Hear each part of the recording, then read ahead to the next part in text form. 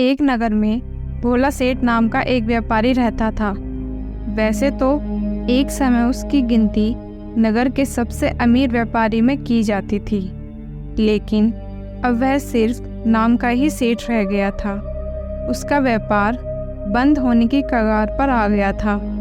उसके ऊपर बहुत सारा कर्ज लग चुका था। उसके दिन बहुत ही गरीबी में बीत रहे थे और उसकी इस हालत का कारण उसका स्वभाव था। वह एक बहुत ही शांत और भोला स्वभाव का व्यक्ति था। वह किसी की भी बातों पर बहुत ही आसानी से विश्वास कर लेता था, इसलिए उसे मूर्ख बनाना भी बहुत आसान था। चालाकी तो उसके अंदर थी ही नहीं और इस सरल स्वभाव का फायदा उठाकर ही लोगों ने उसे इस हालत में पहुंचा दिया था। उसके कुछ चालाक मित्र, रिश्तेदार और उसके व्यापारियों ने उसके खिलाफ षड्यंत्र रचे। अपनी बातों में बहलाकर उसे ऐसे नए व्यापार करवाए जिसमें उसे सिर्फ नुकसान ही हुआ। भोला सेठ पहले तो इन सब चालाकियों को समझ नहीं पा रहा था, लेकिन अब जब वह कंगाल हो चुका था तब उसे अपनी गलतियों का एहसास हुआ। लोगों के द्वारा दिए गए धोखों का पता चला और जिन्हें वह अपना समझ रहा था उनकी सच्चाइयों का पता चला। अब भोला सेठ पूरे दिन अपने साथ हुए धोखे और अपनी इस हालत के बारे में सोचता रहता और खुद को कोसता रहता, जिससे अब उसके दिन बहुत ही तनाव और उदासी में बीतने लगे। घर में पत्नी से भी अक्सर झगड़े होते रहते थे। कर्ज वापस मांगने वालों की रोज भीड़ लगी रहती थी और वह उनसे मुंह छिपाता फिरता। एक दिन अपनी ऐसी हालत से परेशान होकर उसने आत्महत्या करने का निश्चय किया और आत्महत्या करने के लिए वह एक पहाड़ी की तरफ चल पड़ा। लेकिन रास्ते में उसे एक महात्मा का आश्रम दिखाई पड़ा। आश्रम में बहुत ही शांति और सुकून का माहौल था। सेठ ने देखा कि कुछ लोग महात्मा जी के सामने बैठे हुए हैं और एक एक कर उनसे अपनी समस्याओं का समाधान पूछ रहे हैं। यह देखकर सेठ के मन में उत्सुकता जागी। उसने आश्रम से बाहर निकल रहे एक व्यक्ति को रोककर महात्मा जी के विषय में पूछा। व्यक्ति ने सेठ से कहा, यह महात्मा अपनी बुद्धिमानी के लिए आसपास के सभी नगरों और गांवों में बहुत प्रसिद्ध है। यह अपनी बुद्धिमानी से लोगों की बड़ी से बड़ी समस्याओं को आसानी से सुलझा देते हैं। यह लोगों की मन की बातों को जानने और उनके झूठ पकड़ने में माहिर है, क्योंकि इन्होंने मानव स्वभाव के विषय में गहराई से अध्ययन कर रखा है और उसे समझने में महारत हासिल कर रखी है। इनके लिए किसी से भी अपनी बात मनवा लेना चुटकियों का खेल है, इसलिए इन्हें चालाक संत भी कहा जाता है। अगर तुम्हारी कोई भी समस्या हो तो तुम उसका समाधान इनसे पूछ सकते हो। इतना कहकर वह व्यक्ति वहाँ से चला गया। इसके बाद सेठ चुपचाप महात्मा जी के सामने बैठी भीड़ के पीछे जाकर बैठ गया। अब अपनी बारी आने का इंतजार करने लगा। शाम होते होते सारी भीड़ वहाँ से चली गई। अंत में सेठ की बारी आई। सेठ ने महात्मा जी को प्रणाम किया और बहुत ही दुखी मन से अपने साथ बीती घटनाओं के बारे में बतलाया। महात्मा जी ने सेठ की पूरी बातें ध्यानपूर्वक सुनी और फिर शांत स्वर में उत्तर दिया। व्यक्ति को इतना भी भोला और सरल नहीं होना चाहिए कि वह हर किसी की बात पर भरोसा कर ले और दूसरों के कहने पर कुछ भी करना शुरू कर दे। व्यक्ति के अंदर थोड़ी सी समझदारी और चालाकी का होना बेहद आवश्यक है। चालाकी इसलिए नहीं ताकि वह दूसरों का फायदा उठा सके या उन्हें मूर्ख बना सके, बल्कि इसलिए ताकि वह दूसरे चालाक लोगों की चालाकी से खुद को बचा सके, खुद का नुकसान होने से बचा सके और दूसरे कमजोर लोगों की मदद कर सके। आज मैं तुम्हें सिखाऊंगा कि कैसे तुम लोगों से जो चाहते हो वह सब कुछ हासिल कर सकते हो। आज मैं तुम्हें कुछ ऐसे तरीके सिखाऊंगा जिनका उपयोग करके तुम लोगों और परिस्थितियों को अपने वश में कर सकते हो। साथ ही तुम यह भी जानोगे कि कैसे चालाक और धोखेबाज लोगों को पहचानना है और उनसे खुद को बचाना है। इस तरह से तुम एक सीधे साधे व्यक्ति से एक समझदार व्यक्ति बन सकते हो। लेकिन आज जो तरीके मैं तुम्हें बताने वाला हूँ, उनका प्रयोग किसी गलत काम के लिए मत करना, बल्कि खुद की और दूसरे लोगों की सुरक्षा भलाई के लिए करना। तो मेरी बातों को ध्यानपूर्वक सुनो। हम जिस दुनिया में रहते हैं, वहाँ तुम्हें कुछ ऐसे चालाक लोग मिलेंगे जो खुद की ज़िंदगी चलाने के लिए भोले वाले लोगों का इस्तेमाल करते हैं। अब तुम्हें उन्हें पहचानना है। जो लोग बहुत ज़्यादा बातों को समझाते हैं, तुम्हें उन पर ध्यान देना चाहिए, क्योंकि ये लोग भरोसे की कमी को पूरा करने के लिए बहुत ज़्यादा शब्दों का प्रयोग करते हैं। तुम्हें उन पर ध्यान देने की ज़रूरत है, क्योंकि वो लोग अपने झूठ से तुम्हें बेवकूफ़ बनाने की कोशिश कर रहे हैं। जो लोग एक ही चीज़ के बारे में बार बार बोलते हैं, वह झूठे होते हैं। ऐसे लोग बहुत ही उदाहरण और जानकारी देते हैं ताकि तुम्हें उनकी बातों पर भरोसा हो सके। तुम जिस इंसान के साथ बात कर रहे हो, उसका असली रंग जानने का दूसरा तरीका है कि तुम उसकी बातों को दोबारा सुनो।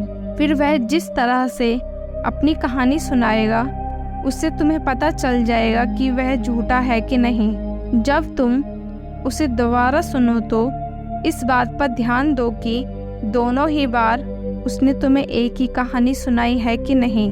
दूसरी बात, जब तुम किसी ऐसे इंसान को जानते हो जो दूसरों से झूठ बोलता है, तो उस पर कभी भरोसा मत करना, क्योंकि जो व्यक्ति दूसरों से झूठ बोलता है, वह तुमसे भी झूठ बोलेगा।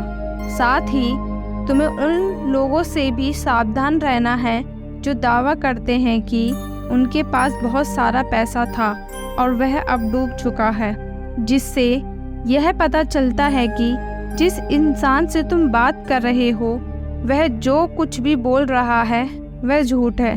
हाँ, हो सकता है कि कभी सच में उसके पास बहुत सारा पैसा रहा हो, अब वह डूब चुका हो, लेकिन समझदारी इसी में है कि ऐसे व्यक्ति से कभी भी पैसों को लेकर समझौता नहीं करना चाहिए। जो इंसान खुद ही पैसों को संभालने के बारे में कमज़ोर है, उसे पैसों के बारे में सलाह लेना अक्लमंदी नहीं है। तुम्हें नाकाबिल लोगों से भी सावधान रहना चाहिए, क्योंकि अगर कोई इतना काबिल नहीं है कि वह ज़रूरी बातों का ख्याल रख सके, तो ऐसे लोग अपने व्यापार या काम को संभाल नहीं सकते। एक सच्चा समझदार व्यक्ति अपना ध्यान ज़्यादा ज़रूरी समस्याओं की ओर रखता है, ना कि फालतू कामों में। एक बात और कि जो इंसान हमेशा अपनी बात दोहराता है, वह बात बात पर वादे करता है, कस्में खाता है, वह झूठा होता है। इसलिए ऐसे व्यक्ति का कभी भरोसा नहीं करना चाहिए।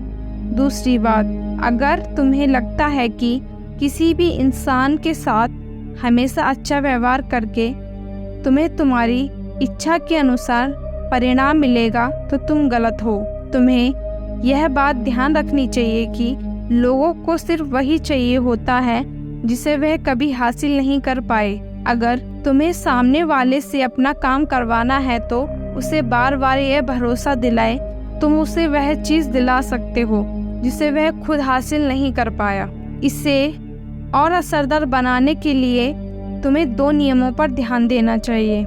पहला, जिस इंसान को तुम अपने काबू में करना चाहते हो, उसे वह देना शुरू कर दो जो वह चाहता है। दूसरा, जब कोई इंसान ऐसा बर्ताव करता है कि उसे सब कुछ मालूम है, तो निश्चित तौर पर तुम एक ऐसे व्यक्ति से बात कर रहे हो जिसके पास दिमाग की कमी है। असलियत यह है कि जो व्यक्ति यह मानता है कि उसे कुछ नहीं पता, अंत में वह सबसे बुद्धिमान निकलता है और बाजी मार जाता है।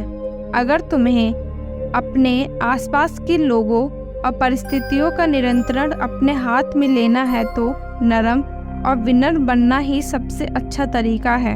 इससे यह दिखता है कि तुम लोगों से बहस या झगड़ा नहीं करना चाहते हो। अपने शरीर के हाव भाव को भी विनम्र रखो। लोगों को जब यह पता चल जाता है कि तुम बहुत कुछ जानते हो तो तुम्हारी सफलता या असफलता को तुम्हारे ही खिलाफ प्रयोग किया जाएगा। तुम्हारी नाकामयाबी पर तुम्हारा अपमान किया जाएगा और तुम्हारी कामयाबी पर लोग तुमसे नफरत करना शुरू कर देंगे। और जब तुम लोगों के सामने ऐसे दिखते हो कि तुम्हें सब कुछ पता है, तो लोगों से अपनी बात मनवाने की तुम्हारी तरकीब असफल हो जाती है। लोग तुम पर उन्हें इस्तेमाल करने का आरोप लगा सकते हैं और वह तुम्हारी योजना के आगे बढ़ने से पहले ही तुम्हें मौका दिए बिना मना कर देंगे। हमारे नादान, अनजान व विनम्र बने रहने से लोगों को हम पर शक नहीं होता कि हम उनसे अपना काम निकलवा रहे हैं। जो व्यक्ति अपने इरादों और भावनाओं को छुपाने में जितना माहिर होगा, उतनी ही आसानी से लोगों को अपने नियंत्रण में ले सकता है। जब लोगों को लगेगा कि तुम नर्म हो और तुम्हारा झगड़ने का स्वभाव नहीं है, तो वह आगे बढ़कर तुम्हारी मदद करना चाहेंगे और हो सकता है कि तुम्हें अपने बारे में वह जानकारी दे दें जिसका उपयोग कर तुम उन्हें काबू में करने के लिए कर सकते हो। और वह यह सारी जानकारी सिर्फ इसलिए तुम्हें देंगे क्योंकि उन्हें भरोसा होगा कि तुम उनसे कभी नहीं झगड़ोगे। वह व्यक्ति जो यह मानता है कि उसके अंदर सुधार की गुंजाइश है, उसके सफल होने की संभावना कई गुना बढ़ जाती है। इससे व्यक्ति के अंदर विनम्रता भी आती है क्योंकि उसे लगता है कि अभी उसे बहुत कुछ सीखना है। लेकिन जिस व्यक्ति को यह लगता है कि वह बहुत कुछ जानता है, वह आसानी से बेवकूफ़ बन जाता है। साथ ही गृहस्थ व्यक्ति के रूप में तुम्हें इस बात पर भी ध्यान देना चाहिए कि तुम्हारा धन कहाँ जा रहा है और तुम तब तक अपनी मेहनत से कमाए धन को खर्च मत करो जब तक तुम्हें वह चीज़ ना मिल जाए जो तुम उस धन के बदले में लेना चाहते हो। इसका मतलब है कि अगर तुम बिना समय लिए पैसे दे देते हो तो तुम्हारे साथ धोखा होने की संभावना बढ़ जाती है। ऐसा हो सकता है कि अगर किसी ने तुम्हारा पैसा पहले ही रख लिया हो तो वह अपने वादे को पूरा ना करे। इसलिए सुरक्षित रहने के लिए उस इंसान को अपना पैसा रखने देने से पहले वह हासिल कर लो जो तुम उससे पाना चाहते हो। चौथी बात, लोगों से अपनी बात मनवाने का सबसे अच्छा तरीका है कि तुम उसके दिमाग को बदल सकते हो। इतना कहने के बाद महात्मा जी थोड़ी देर के लिए रुके और फिर आगे कहना शुरू किया। अब मैं तुम्हें कुछ ऐसे तरीके बताऊंगा जिनका उपयोग करके चालाक और धोखेबाज लोग दूसरों को बेवकूफ़ बनाते हैं और उनका गलत फ़ायदा उठाते हैं। पहला तरीका, चालाक व्यक्ति को जब अपना कोई काम करवाना होता है तो वह अपने इरादों को पूरी तरह से छुपा के रखता है, यानी वह झूठ बोलता है। सबसे महत्वपूर्ण बात को छुपाता है, सिर्फ उतना ही बताता है जितना वह चाहता है कि हम जाने। दूसरा तरीका, वह व्यक्ति जो चालाक है और दूसरों को गुमराह करना चाहता है, वह हमेशा यही प्रयास करेगा कि वह ज़्यादा से ज़्यादा लोगों का ध्यान अपनी ओर आकर्षित कर सके, क्योंकि इसी प्रकार से वह एक समूह का सबसे महत्वपूर्ण हिस्सा बन सकता है और लोगों को गुमराह कर सकता है या अपने फायदे के लिए उनका उपयोग कर सकता है। तीसरा तरीका, जो गुमराह करने वाला धोखेबाज व्यक्ति होता है वह लोगों की भावनाओं के साथ खेलना अच्छे से जानता है। वह अलग अलग मौके पर अपने फायदे के हिसाब से अलग अलग भावनाएं व्यक्त करता है, लेकिन सिर्फ दिखावे के लिए। जैसे कभी ज़्यादा गुस्सा करेगा, कभी बहुत दोस्ताना व्यवहार करेगा तो कभी उदास हो जाएगा। जिस व्यक्ति के साथ जिस तरीके से उसका काम बनेगा वह उसके साथ वैसा ही व्यवहार करेगा। चौथा तरीका, एक धोखेबाज व्यक्ति यह प्रयास करता है कि सबकी सहानुभूति सिर्फ उसे ही मिले, सब उसे ही सबसे बेचारा समझे। उसे मतलब नहीं कि तुम्हारी तकलीफ कितनी बड़ी है। वह हमेशा तुम्हें महसूस करवा देगा कि उसकी समस्या तुमसे कहीं ज़्यादा बड़ी है और वह तुमसे ज़्यादा बड़ी तकलीफ में है। इसलिए तुम्हें उसके प्रति दया भावना रखनी चाहिए और उसकी मदद करनी चाहिए। 5वां तरीका, एक चालाक व्यक्ति जो तुम्हें अपने अनुसार चलाना चाहता है, वह तुम्हारे दिमाग में इस बात को गहराई से बैठा देगा कि वह ही तुम्हारे जीवन का सबसे महत्वपूर्ण व्यक्ति है। उसके बिना तुम्हारा काम नहीं चल सकता। लेकिन असल में ऐसा नहीं होता। बस तुम्हें इस बात का विश्वास दिला देता है कि उसके बिना तुम्हारे जीवन की कल्पना ही नहीं की जा सकती। इस tariके से तुम जितना उस पर निर्भर होते चले जाओगे, उतना उनका नियंत्रण तुम पर बढ़ता चला जाएगा और वह तुमसे अपना काम निकलवाते रहेंगे। 6वां तरीका, चालाक व्यक्ति की हमेशा कोशिश होती है कि किसी भी बड़े काम का श्रेय सिर्फ उन्हें ही मिले, सिर्फ उनकी ही वाहवाही हो। काम कोई भी करे लेकिन तालियां सिर्फ उनके लिए बजे।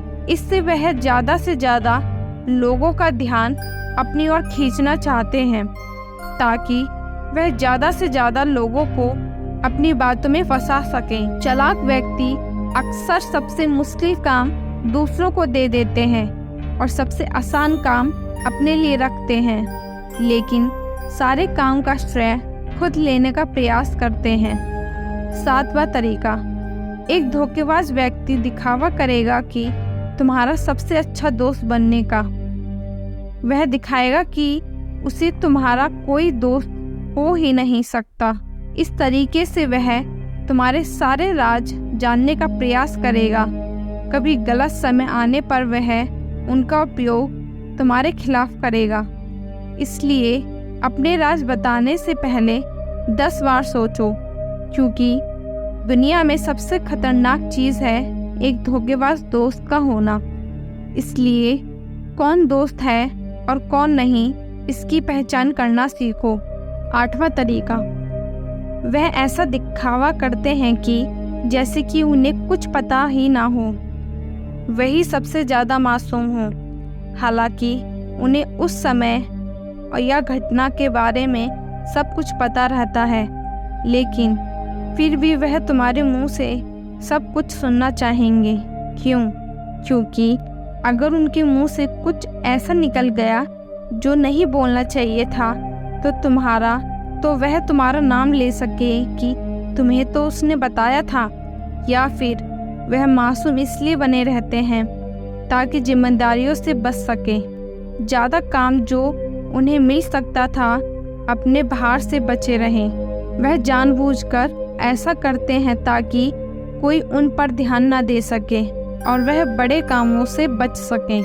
9वां तरीका, दूसरों की तरफ उंगली उठाना या फिर दूसरों को दोष देना। चालाक और धोखेबाज व्यक्ति चाहेगा कि उसके साथ हमेशा खाली रहे, मतलब कि उसे कोई मेहनत या जिम्मेदारी वाला काम ना करना पड़े।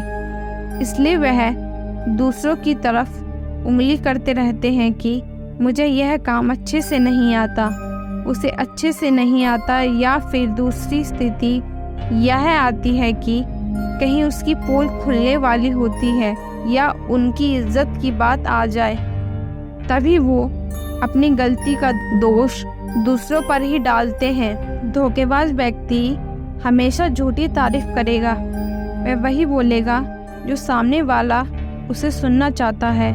वह ऐसा तब तक करेगा जब तक उसका काम नहीं निकल जाता। उसके बाद उसी व्यक्ति की लोगों के सामने बुराइयां करेगा। एक धोखेबाज और चालाक व्यक्ति तुम्हारा सबसे अच्छा मित्र हितैषी बनने का प्रयास करेगा। उसके बाद जब उसे भरोसा हो जाएगा कि तुम उस पर आंख मूंदकर विश्वास करने लगे हो, तो वह तुम्हारे निर्णय खुद लेने का प्रयास करेगा और तुम्हें यह महसूस करवा देगा कि जो निर्णय उसने तुम्हारे लिए लिए हैं वह निर्णय तुम्हारे लिए सबसे फायदेमंद है, जबकि अंत में इसका फायदा सिर्फ उस चालाक व्यक्ति को ही मिलने वाला है। तो यह थे तरीके जिनका उपयोग करके तुम लोगों से अपनी बात मनवा सकते हो और चालाक धोखेबाज लोगों की पहचान करके उनसे बच सकते हो। भोला सेठ को अपने सभी प्रश्नों का उत्तर मिल चुका था। उसने इस अनमोल जानकारी के लिए महात्मा जी का धन्यवाद किया और अपने घर वापस लौट गया। दोस्तों, उम्मीद है कि आपको यह वीडियो पसंद आई होगी। धन्यवाद।